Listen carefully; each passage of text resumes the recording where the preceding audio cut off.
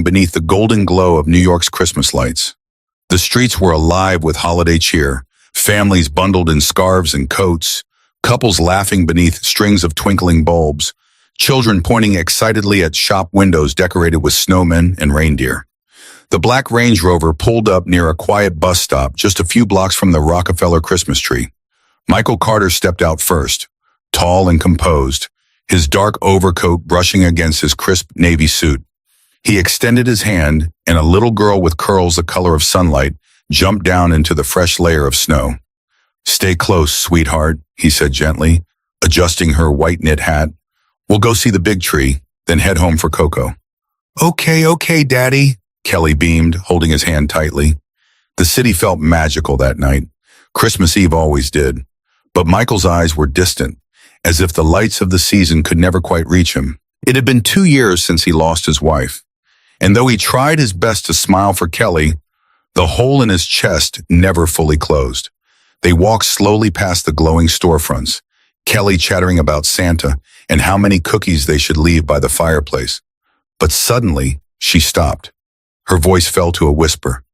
"Daddy, why is that lady sleeping there?" Michael turned to where Kelly was pointing, the old wooden bench at the edge of the bus stop. There, curled up beneath the flickering bus route sign, was a young woman. She looked barely 20. Her blonde hair was messy, tangled with flakes of snow. She wore a pale, worn-out sweater that barely reached her elbows. In her trembling arms, she held something close to her chest. Michael stepped forward a little, squinting. It was a baby, wrapped in a thin, frayed blanket. The infant lay still, cheeks red from the biting cold, tiny fingers poking out and trembling slightly in the wind. Michael's heart tightened. He instinctively reached for Kelly's hand to keep walking. They were just strangers after all. The city was full of stories you could not fix. But Kelly pulled back. "Daddy," she said again more firmly this time, eyes wide. "She has a baby. He's so little. Daddy, he's cold." Michael looked down at his daughter. Her small face was earnest, concern written in every innocent feature. For a moment he hesitated, his breath visible in the frosty air, mind swirling between logic and emotion. 2 years ago, Sarah would have already been kneeling beside the bench, offering help without hesitation. His late wife had possessed that rare quality of immediate compassion, one that didn't calculate risk or convenience, one that simply saw need and responded. Kelly had inherited that same instinct, it seemed. Without a word, Michael slowly bent down and began to unwrap the soft red scarf from around Kelly's neck. She said nothing, just watched as her father stepped toward the sleeping woman. Kneeling beside the bench, Michael gently laid the scarf over the baby, careful not to startle either of them. The infant stirred slightly, lips moving in his sleep. Michael glanced up at the young woman. Her skin was pale, almost blue around the edges of her lips. Her arms clutched the child tighter, even in unconsciousness, as if instinctively guarding him. He reached out a hand and touched her shoulder lightly. "Miss," he said, voice low but urgent. "Miss, you can't stay out here tonight." She did not respond. Michael leaned closer, concern deepening. His voice broke just slightly. "Please wake up." The wind blew a little harder then, sending a chill through his spine. In the distance, a chorus of carolers could be faintly heard, singing Silent Night. And yet nothing about this moment felt silent. He turned back briefly and saw Kelly watching him, not with fear, but hope. A memory flashed across his mind.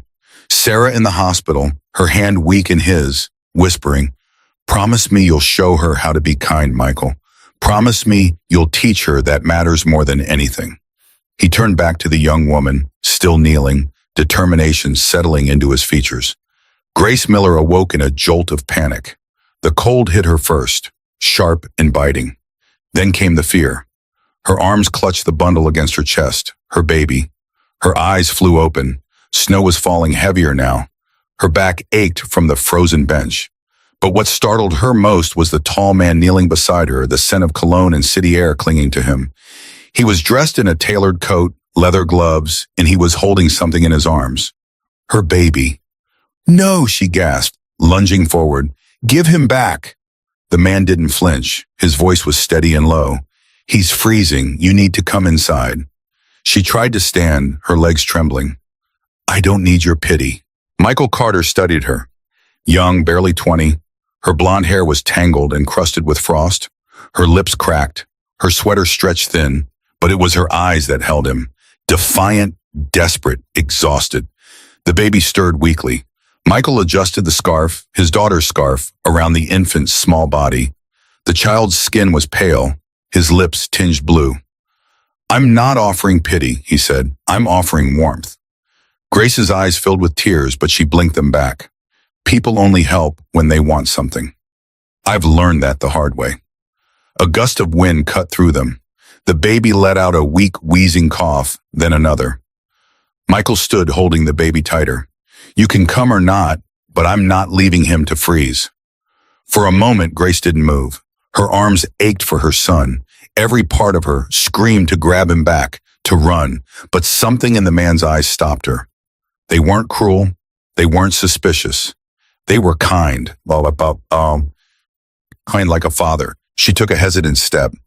"His name is Noah," she whispered. Michael nodded. "I'm Michael. I have a hotel a few blocks from here. You can stay there tonight." She glanced at her soaked shoes, then back at her baby, swaddled in a scarf that wasn't his, held by a man she didn't know. But her feet moved. She followed. "A hotel?" Grace asked, her voice thin with suspicion. "What kind of hotel?" Michael looked over his shoulder as they walked toward the Range Rover where Kelly waited. "The kind I own," he said simply. "The Archer on 5th. My daughter and I will take you there, get you settled, make sure you and Noah have everything you need for tonight. No strings?" Grace stopped walking. "People always say that, no strings. But there are always strings." Michael turned to face her fully, snow gathering on his shoulders.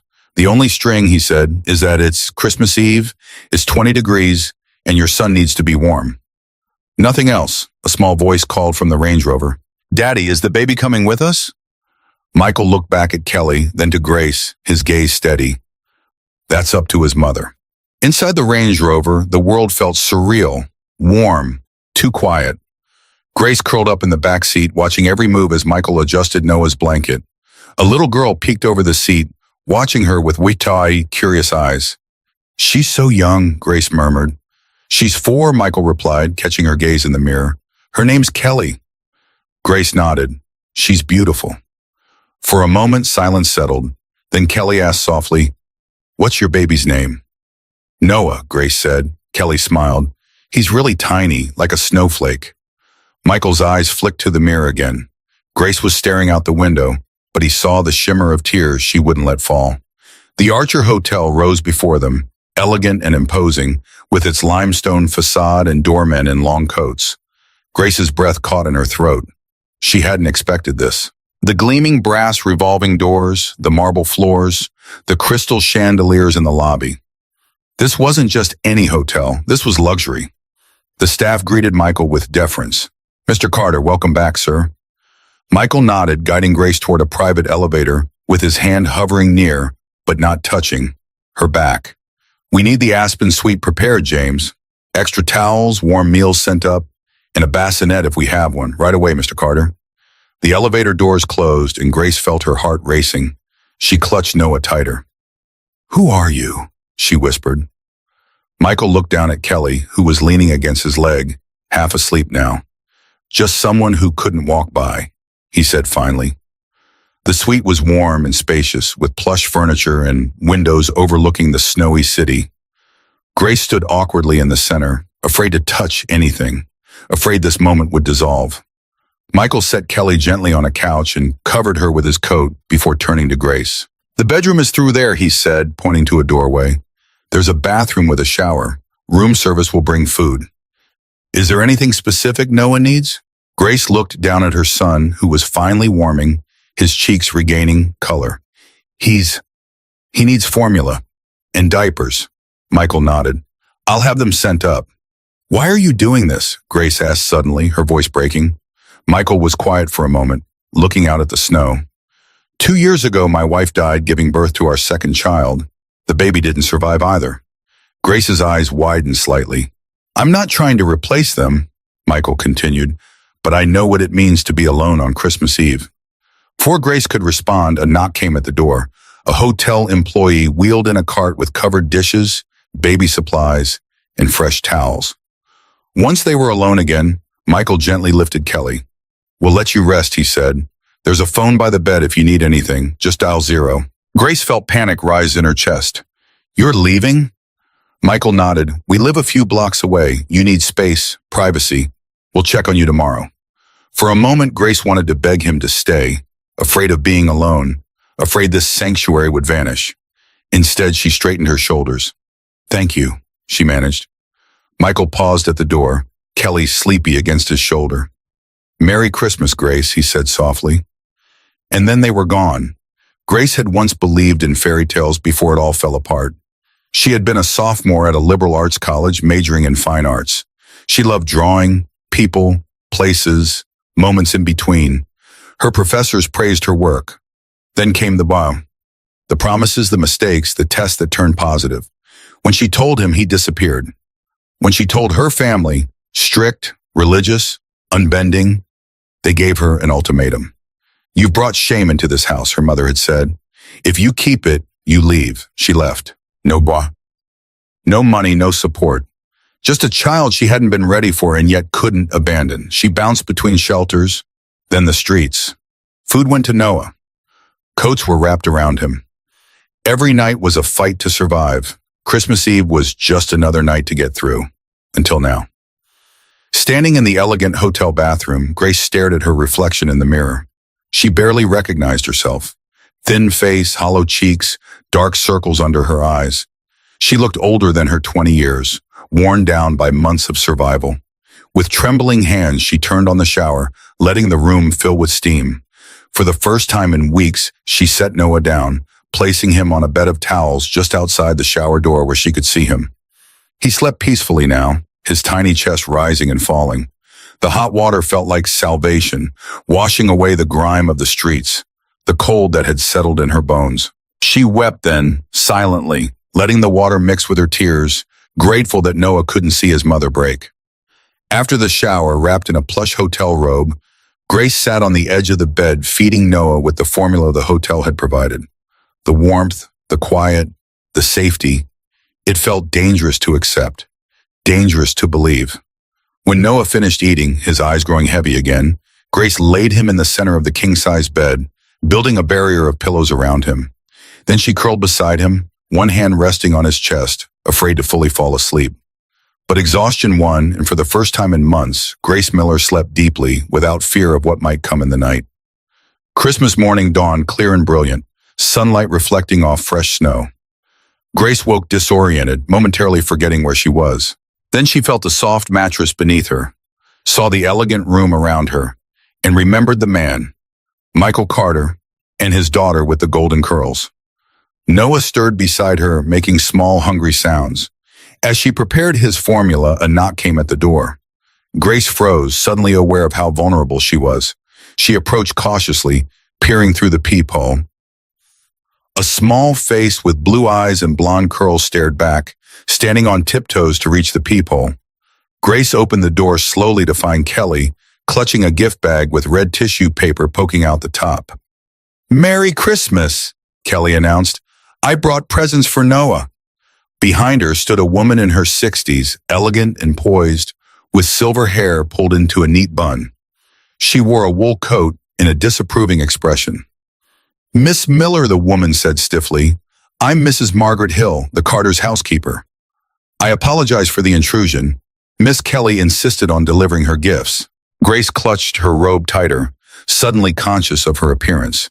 It's okay," she said, stepping back to let them in. Kelly bounded into the room, heading straight for the bed where Noah lay. "Look how tiny his fingers are," she exclaimed in wonder. Mrs. Hill remained by the door, her sharp eyes taking in every detail of the suite, noting the untouched food trays from the night before, the baby supplies, Grace's worn clothes draped over a chair. "Mr. Carter asked me to check if you needed anything," she said, her tone formal, but not unkind. Grace felt herself shrinking under the woman's gaze. "We're fine," she said quickly. "Please thank him for everything. We'll be out of your way soon." Mrs. Hill's expression softened slightly. "There's no rush, Miss Miller. The suite is paid through the week." Grace's eyes widened. A week in this luxury would cost more than she had seen in months. I can't accept that, she said automatically. Mrs. Hill looked at her for a long moment. Pride is a luxury of those who have options, Miss Miller. Sometimes acceptance is the braver choice. Before Grace could respond, Kelly called from the bed. Can Noah come see our tree? It's really big and has lights that change colors. Mrs. Hill sighed. Miss Kelly, I'm sure Miss Miller and her baby have plans. Grace looked at the little girl's hopeful face, then back to Mrs. Hill. Actually, we don't have plans, she said softly. Kelly's face lit up. So you'll come? Mrs. Hill's mouth formed a thin line. That would be Mr. Carter's decision, she said. As if summoned by his name, another knock came at the door. Mrs. Hill opened it to reveal Michael, dressed casually in a sweater and jeans, so different from his formal appearance the night before. I thought I might find you two here, he said, with a small smile, first to Mrs. Hill, then to Kelly. His eyes finally settled on Grace. Merry Christmas, he said warmly. Grace suddenly felt painfully aware of her situation. Standing in a borrowed robe in a hotel room she couldn't afford, with a man whose kindness she couldn't understand. I'm sorry about this, Michael said, gesturing to Kelly and Mrs. Hill. Kelly was determined to deliver her gifts. Daddy, Grace nodded. Can they come see our tree, please? Michael looked at Grace, his expression gentle but questioning. That's entirely up to Grace, he said. All eyes turned to her. Grace felt the weight of the moment, of the choice. She could retreat, protect herself and Noah from further involvement, from the inevitable disappointment when this fairy tale ended, or she could step forward, accept one more kindness, one more moment of warmth. She thought of the night ahead, alone in this beautiful room, and then the nights after that, back on the streets when the week was over. That would be nice, she heard herself say, if it's not too much trouble.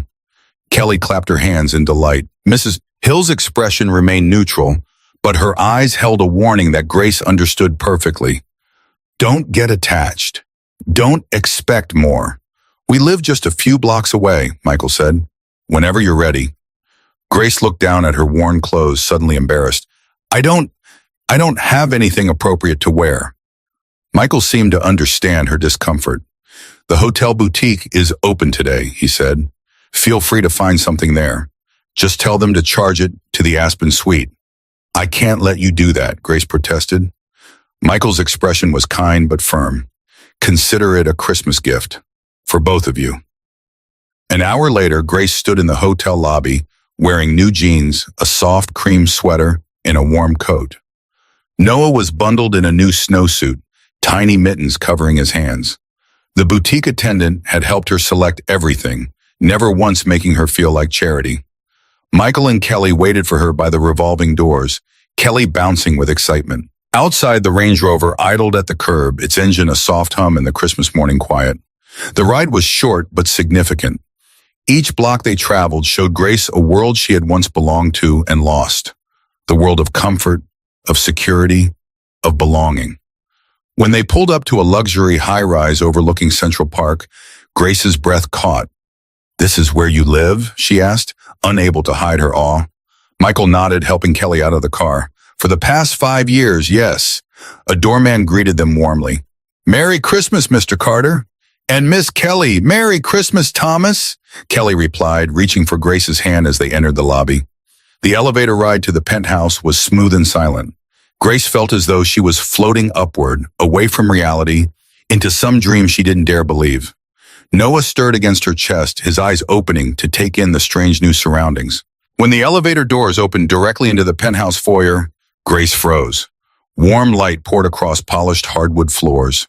Floor-to-ceiling windows showcased a sweeping view of the snow-covered park and the city beyond.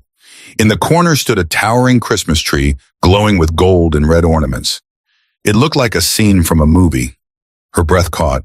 Michael stepped out carrying Noah.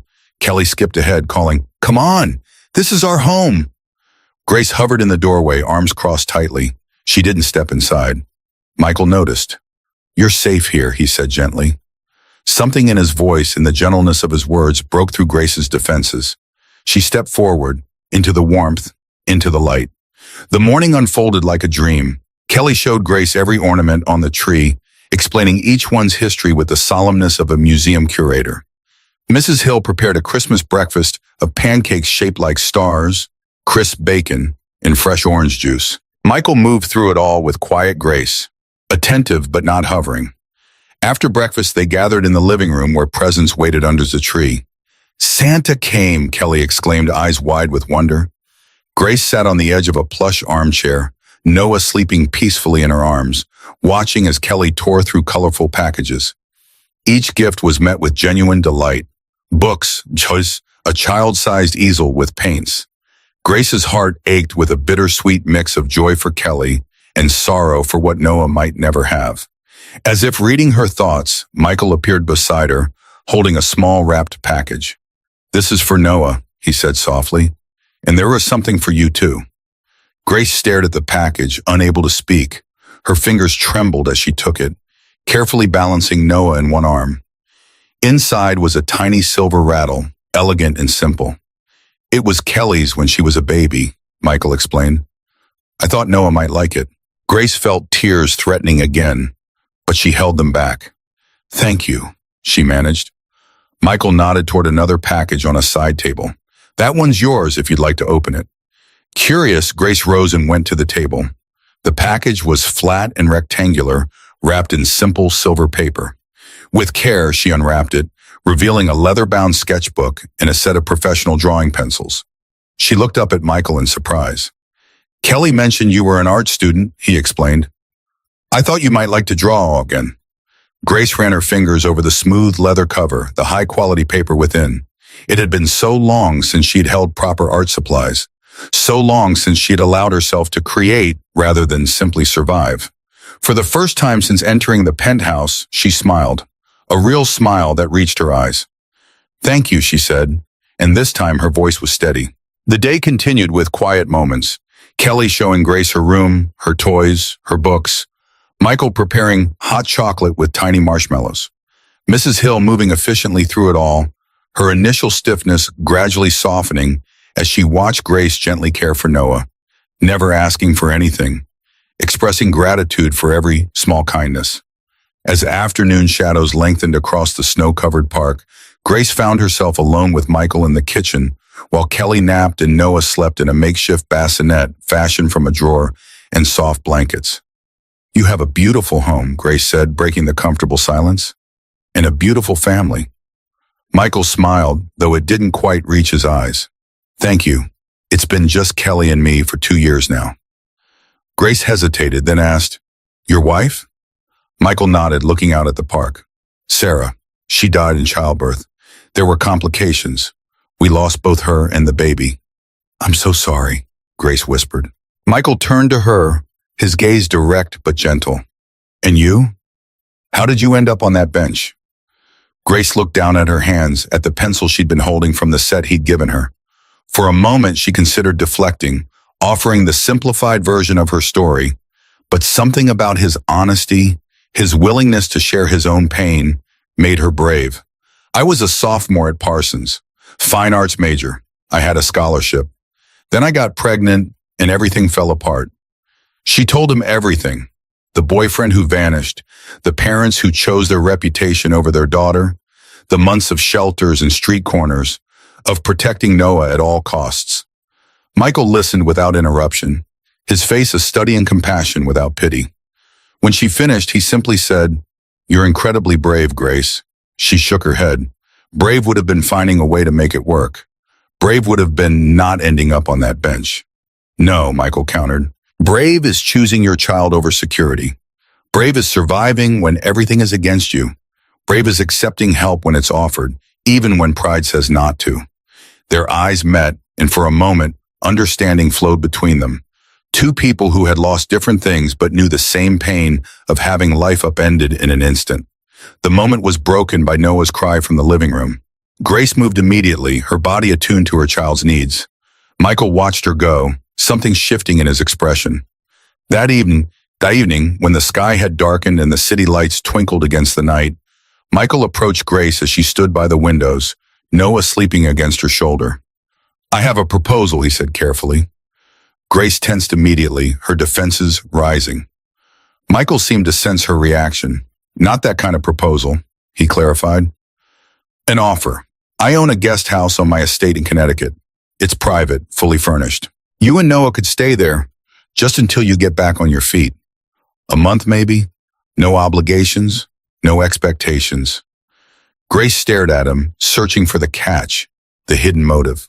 Why? She asked finally. Why would you do that for someone you just met? Michael was quiet for a moment, considering his answer. Before Sarah died, she made me promise something. She made me promise to teach Kelly that kindness matters more than anything. I haven't always kept that promise well. But when Kelly saw you and Noah last night, she reminded me of it. This isn't about charity, Grace. It's about keeping a promise. Grace looked down at Noah, at his peaceful face, at the tiny fingers curled against her shoulder. She thought of the weeks ahead, of returning to the shelters, of the cold, of the constant fear. 1 month, she said finally, and I want to work. I need to earn my keep. Michael nodded, respecting her terms. We can figure that out, he agreed. Later that night, as the Carter penthouse grew quiet, Grace stood in the guest bedroom where she and Noah would sleep before leaving for Connecticut the next day. The room was elegant and understated, with a view of the twinkling city. She laid Noah in the center of the bed, building another pillow fortress around him. Then she took out the sketchbook Michael had given her and, for the first time in months, began to draw. She sketched Noah first, capturing his delicate features, the curve of his cheek, the fan of his eyelashes. Then she drew Kelly, her exuberant curls and bright smile. Finally, almost without meaning to, she began to sketch Michael, his thoughtful eyes, the slight sadness that never quite left his expression, the gentleness of his hands when he held Noah. As she drew, something long dormant awakened within her. Not just the artist's eye for detail, but hope, small and fragile but unmistakably there. Hope that tomorrow might be better than yesterday. Hope that the path ahead, though uncertain, might lead somewhere other than back to that cold bench. She closed the sketchbook and placed it carefully on the nightstand. Then she curled around Noah, one hand resting protectively on his chest, and allowed herself to dream of possibilities she hadn't dared imagine just 24 hours before. The next morning came with fresh snow and new beginnings. Grace packed the few belongings they now had, the clothes from the hotel boutique, the sketchbook and pencils. Noah's new rattle. It wasn't much, but it was more than they'd had 2 days ago. Mrs. Hill appeared at her door, her expression softer than it had been the day before. The car will be ready in an hour, Miss Miller. I've prepared some breakfast for you in the kitchen. Thank you, Mrs. Hill, Grace replied. The older woman hesitated, then said, Mr. Carter is a good man, sometimes too good for his own welfare. He sees the best in people, even when they might not deserve it. Grace understood the warning behind the words. I don't intend to take advantage of his kindness, she said quietly. Mrs. Hill studied her for a moment. I believe you don't, she said finally, but intentions and outcomes aren't always the same thing. Before Grace could respond, Noah began to fuss. Mrs. Hill nodded once and left, her message delivered. In the kitchen, Grace found Michael already dressed in a casual sweater and jeans, helping Kelly with her breakfast. The sight was oddly domestic, oddly painful in its normality, a family moment she had never experienced with her own child. Michael looked up as she entered, his smile warm. Good morning. Did you sleep well? Grace nodded, settling Noah in her arms as she took a seat at the island. Better than I have in months, thank you. Breakfast was simple but delicious. Warm croissants, fresh fruit, steaming coffee. Kelly chattered about the guest house, explaining its features with the authority of someone who considered it her domain. There's a pond with ducks, and a big tree with a swing. And in summer there are flowers everywhere. Grace listened, trying to imagine this new temporary home, trying not to let her heart attach too firmly to the image. As they prepared to leave, Michael's phone rang. His expression shifted as he answered, professional and focused. Victor, he said, his voice taking on an edge Grace hadn't heard before. Yes, I understand the urgency. No, it can't wait until tomorrow. He covered the phone with his hand and looked apologetically at Grace and Kelly. I'm sorry, this is important. A business matter that can't wait. Mrs. Hill will take you both to Connecticut. I'll join you tomorrow. Grace felt a strange disappointment but nodded her understanding. Of course.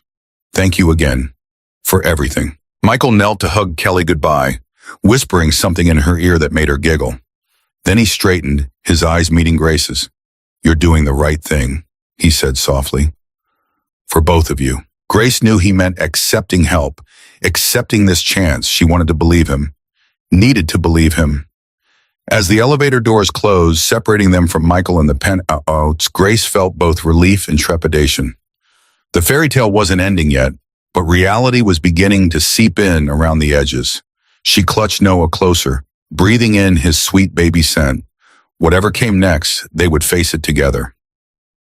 They always had. The drive to Connecticut stretched before them, taking Grace and Noah further from the city that had been both their prison and their home for so many months. Through the window of the Range Rover, Grace watched as urban landscapes gave way to suburbs, then to the rolling hills and bare winter trees of rural Connecticut. Kelly had fallen asleep beside her, worn out by the excitement of Christmas and the prospect of showing Grace and Noah their new temporary home. Mrs. Hill drove in silence, occasionally glancing in the rearview mirror, as if checking that Grace was still there, still real. The Carter estate appeared suddenly around a bend in the road, stone gates opening to a long tree-lined drive that wound up to a magnificent stone manor house. Grace's breath caught at the sight. This wasn't just wealth. This was generational prosperity, the kind she had only ever seen in films. Mrs. Hill didn't drive to the main house, however. She followed a smaller path that branched from the main drive, leading through a stand of bare maple trees to a clearing where a charming two-story cottage stood. It was smaller than the manor, but still substantial, a stone and timber structure with large windows and a wraparound porch. "This is the guest house," Mrs. Hill explained, parking in front. It was originally the caretaker's cottage. Mr. Carter had it renovated a few years ago. Grace stepped out of the car, Noah bundled against her chest and stared at what would be their home for the next month. It was more beautiful than anything she could have imagined. Rustic but elegant, welcoming and solid. Kelly woke with the stopping of the car and immediately scrambled out, eager to be the tour guide. "Come see, Grace. Come see inside." The interior was even more charming. An open floor plan with a large stone fireplace dominating one wall, comfortable furniture in soft neutrals, a kitchen with gleaming appliances. Upstairs were 2 bedrooms and a bathroom with a clawfoot tub. Everything spoke of thoughtful design, of creating a space that felt like home. Mrs. Hill moved efficiently through the rooms, turning on lights, adjusting thermostats, pointing out where things were stored. "There's food in the refrigerator and pantry," she explained. "Linens in the closet upstairs. The phone connects directly to the main house if you need anything." Grace stood in the center of the living room, overwhelmed. This place, this beautiful warm place, would be theirs for a whole month. A sanctuary, a reprieve. "Thank you," she whispered. Mrs. Hill's expression softened slightly. "Mr. Carter asked me to make sure you and the baby had everything you needed. Is there anything else?" Grace looked around at the comfort, the security, the beauty. "No," she said softly. "This is more than enough." That evening, after Mrs. Hill and Kelly had returned to the main house, after Noah had been fed and bathed in the deep sink of the cottage kitchen, after darkness had fallen over the estate, Grace stood at the windows looking out at the night. The moon cast silver light across the snowy grounds, illuminating the bare branches of trees, the gentle slope of hills, the distant silhouette of the main house. It was peaceful in a way the city never was, quiet in a way that made her heart ache. She thought of Michael Carter, of his kindness, his gentle eyes, the sadness that seemed to live just beneath his smile. She thought of Kelly, bright and innocent, reaching for Noah with such natural affection. She thought of the path that had led her here, to this moment, to this place. A month, she reminded herself, just a month to rebuild, to plan, to find a way forward that didn't lead back to that cold bench.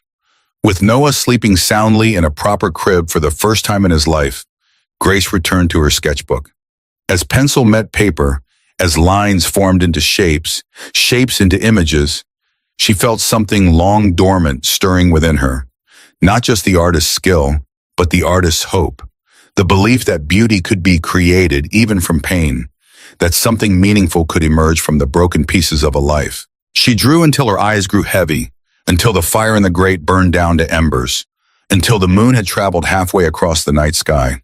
She drew the cottage, the trees, the moon on snow. She drew Noah sleeping peacefully, his tiny face relaxed in dreams.